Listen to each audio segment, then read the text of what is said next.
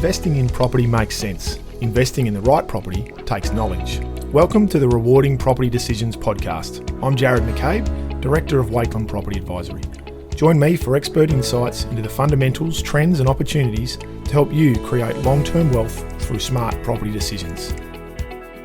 Hi everyone, and welcome to episode 24 of the Rewarding Property Decisions podcast. So there's a lot going on in the world at the moment, and unfortunately a fair amount of uncertainty as well, which is what I wanted to discuss today. A lot of those hot topics too are they've got some form of impact on the property market to a degree. So there's things like obviously COVID, which we've all been running through, but there's a lot more talk in the current market of interest rate rises, and obviously the developments over in the Ukraine, which are quite concerning, how that might impact on global markets and therefore directly on the property market as well.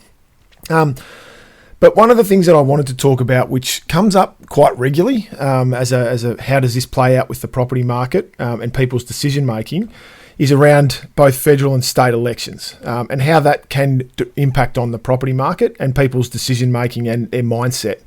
And obviously elections at the best of times can bring about different impacts and they can bring about levels of uncertainty that people feel uncomfortable with. So obviously differing agendas from political parties and differing policies that they might have, and obviously differing opinions on global and domestic matters, which can impact on people's day-to-day life, but also on their on what they might do from an investment strategy point of view. And it can create uncertainty for both sides of a property transaction. So it's not a matter of just being for buyers or for vendors. Both can have uncertainty as to what might play out as a result of an election. Many buyers and sellers hold off making decisions, particularly when they see something on the horizon. And for Victorians, in 2022, we're offering up both a federal and a state election in May and November, respectively. So there's a fair bit on the plate there, and that's something that we wanted to have a look at today, just to see how it's impacted in the past, and therefore what we might expect to come about this year, or what we could expect to come out this year, and whether or not it's likely to impact the property market either negatively or positively. So let's firstly look back from a past perspective and look at some of the auctions that have occurred and what might come about this time round. So clearly, like an auction, an election, they're all different. Nothing's the same. Everything's unique. There's different politicians. There's different issues. There's different policies. And we've seen over the years that auction numbers can quite often stagnate in the lead up to an election. Vendors are looking to minimise any interruptions or possibly negative impacts that might hurt their campaign, and they'll wait for the certainty sometimes of an election result as one way to give them that certainty that they're after. However, it's not always the case that auction numbers drop off. So let's have a look firstly at at the most recent federal elections and see how they've impacted. So the most recent was 2019. And if we look back at auction numbers, they actually increased in the lead up to the May 18th election date. Now, there was a number of reasons for this, but obviously property was quite a hot topic and one of the key issues being debated at the time. And at the time, the opposition Labor Party had proposed some policy changes to negative gearing and to land tax. And these were set to be introduced as of the 1st of January 2020, should they have been elected into government. And the majority of polls at the time suggested that it was likely to be a Labor victory.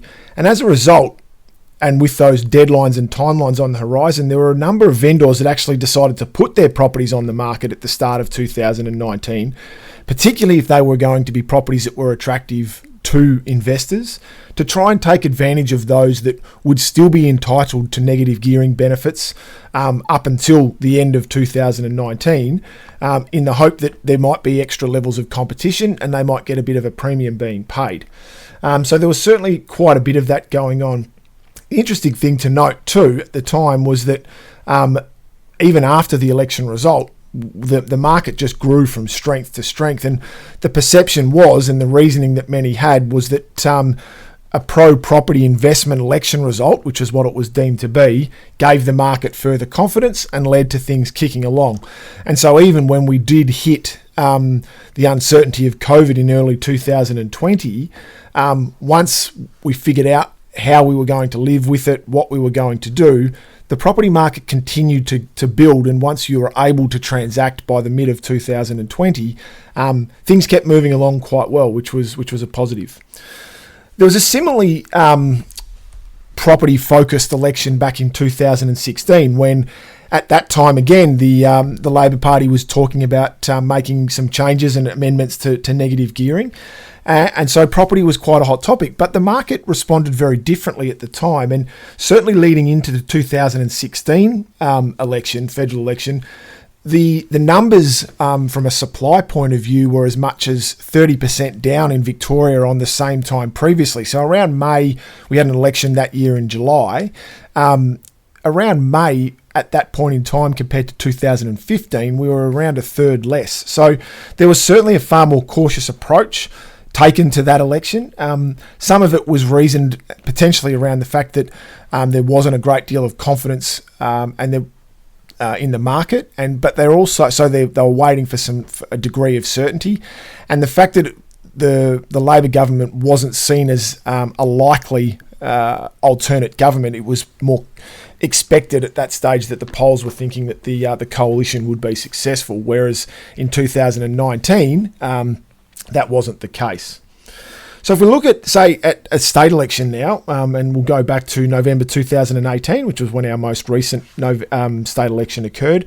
At that time, the property market, it was quite soft. There really wasn't a lot of activity around. We look at November when the election occurred. As I said, it's usually a time for the market to be quite well supplied. The clearance rates do start to slow down at that time after we come off what's usually the peak of the market in October, and you've lost a few buyers, and so the clearance rate starts to tend to slow down. You get interruptions in November of Melbourne Cup long weekends, that sort of thing too. And then if you put an election in there as well, it makes another interruption to the market. But the spring as a whole was definitely down on usual levels. We weren't seeing the same level of supply that we had previous years. And so the election certainly played a part in this, people holding back, waiting to get some certainty. At the time, we had a Labor government and a likely returning of a Labor government with Dan Andrews.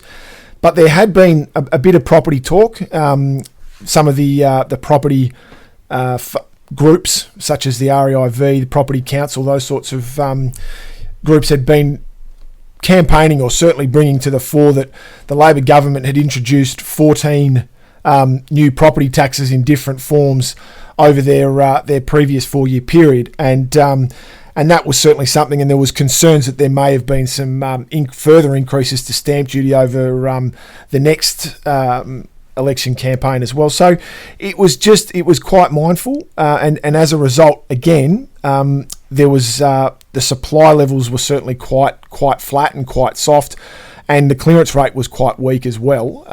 Now, it does need to be said that the property market in 2018 was quite soft as well. So it wasn't just the election didn't change the market from being strong to all of a sudden meaning that it was weak and there wasn't the level of interest.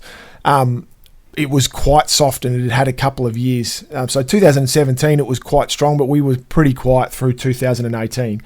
However, you look back in hindsight, and that was clearly a really good time to buy. It brings to mind Warren Buffett saying it's wise for investors to be fearful when others are greedy, and greedy when others are fearful. And obviously that was quite appropriate at the time, given we look at what happened through 2019 and into 2020 and 21 as well.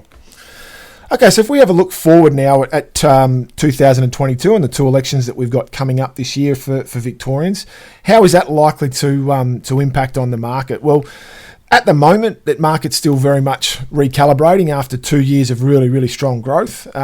It's starting to find its level. There's the supply levels certainly towards the end of 2021 and into 2022 have been quite good.